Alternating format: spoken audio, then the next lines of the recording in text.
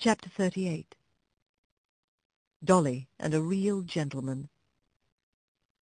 The winter came in early with a great deal of cold and wet. There was snow or sleet or rain almost every day for weeks, changing only for keen driving winds or sharp frosts. The horses all felt it very much.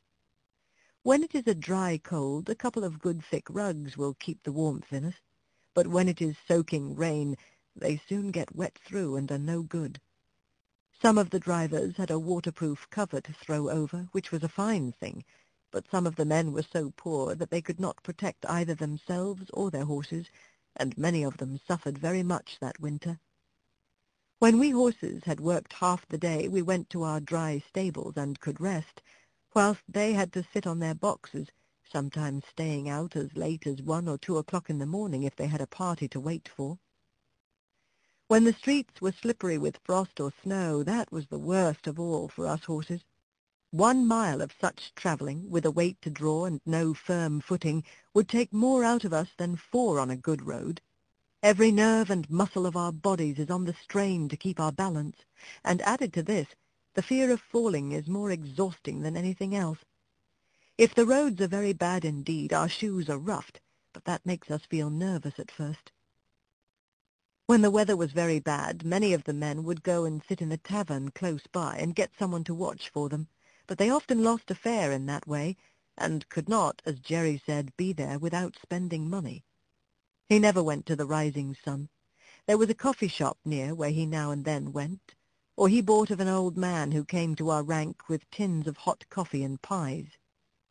It was his opinion that spirits and beer make a man colder afterwards, and that dry clothes, good food, cheerfulness, and a comfortable wife at home were the best things to keep a cabman warm. Polly always supplied him with something to eat when he could not get home, and sometimes he would see little Dolly peeping from the corner of the street to make sure if father was on the stand. If she saw him, she would run off at full speed, and soon come back with something in a tin or basket, some hot soup or pudding that Polly had ready. It was wonderful how such a little thing could get safely across the street, often thronged with horses and carriages, but she was a brave little maid, and felt it quite an honour to bring father's first course, as he used to call it. She was a general favourite on the stand, and there was not a man who would not have seen her safely across the street, if Jerry had not been able to do it. One cold, windy day, Dolly had brought Jerry a basin of something hot, and was standing by him whilst he ate it. He had scarcely begun when a gentleman, walking towards us very fast, held up his umbrella. Jerry touched his hat in return, gave the basin to Dolly, and was taking off my cloth, when the gentleman, hastening up, cried out, "No, no, finish your soup, my friend. I have not much time to spare, but I can wait till you have done and set your little girl safe on the pavement." So saying, he seated himself in the cab. Jerry thanked him kindly and came back to Dolly. "There, Dolly. That's a gentleman. That's a real gentleman, Dolly. He has got time and thought for the comfort of a poor cabman and a little girl." Jerry finished his soup, set the child across, and then took his orders to drive to Clapham Rise. Several times after that, the same gentleman took our cab. I think he was very fond of dogs and horses, for whenever we took him to his own door, 2 or 3 dogs would come bounding out to meet him. Sometimes he came round and patted me, saying in his quiet, pleasant way, "This horse has got a good master, and he deserves it." It was a very rare thing for anyone to notice the horse that had been working for him. I have known ladies do it now and then, and this gentleman and 1 or 2 others have given me a pat and a kind word, but 99 out of 100 would as soon think of patting the steam engine that drew the train. This gentleman was not young, and there was a forward stoop in his shoulders, as if he was always going at something. His lips were thin and close shut, though they had a very pleasant smile. His eye was keen, and there was something in his jaw and the motion of his head that made one think he was very determined in anything he set about. His voice was pleasant and kind. Any horse would trust that voice, though it was just as decided as everything else about him. One day he and another gentleman took our cab. They stopped at a shop in R Street, and whilst his friend went in, he stood at the door. A little ahead of us on the other side of the street, a cart with two very fine horses was standing before some wine vaults.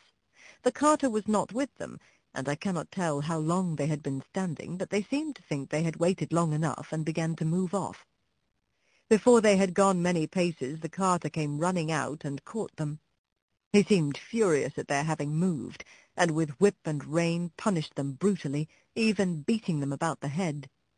Our gentleman saw it all, and stepping quickly across the street, said in a decided voice, "If you don't stop that directly, I'll have you summoned for leaving your horses and for brutal conduct." The man, who had clearly been drinking, poured forth some abusive language, but left off knocking the horses about, and taking the reins, got into his cart. Meantime, our friend had quietly taken a notebook from his pocket, and looking at the name and address painted on the cart, he wrote something down. "What do you want with that?" growled the carter as he cracked his whip and was moving on. A nod and a grim smile was the only answer he got. On returning to the cab, our friend was joined by his companion, who said laughingly, "I should have thought right you had enough business of your own to look after, without troubling yourself about other people's horses and servants." Our friend stood still for a moment, and throwing his head a little back, "Do you know why this world is as bad as it is?" "No," said the other. "Then I'll tell you. It is because people think only about their own business, and won't trouble themselves to stand up for the oppressed, nor bring the wrongdoer to light. I never see a wicked thing like this without doing what I can, and many a master has thanked me for letting him know how his horses have been used." "I wish there were more gentlemen like you, sir," said Jerry, "for they are wanted badly enough in this city." After this we continued our journey, and as they got out of the cab, our friend was saying, "My doctrine is this, that if we see cruelty or wrong that we have the power to stop and do nothing, we make ourselves sharers in the guilt."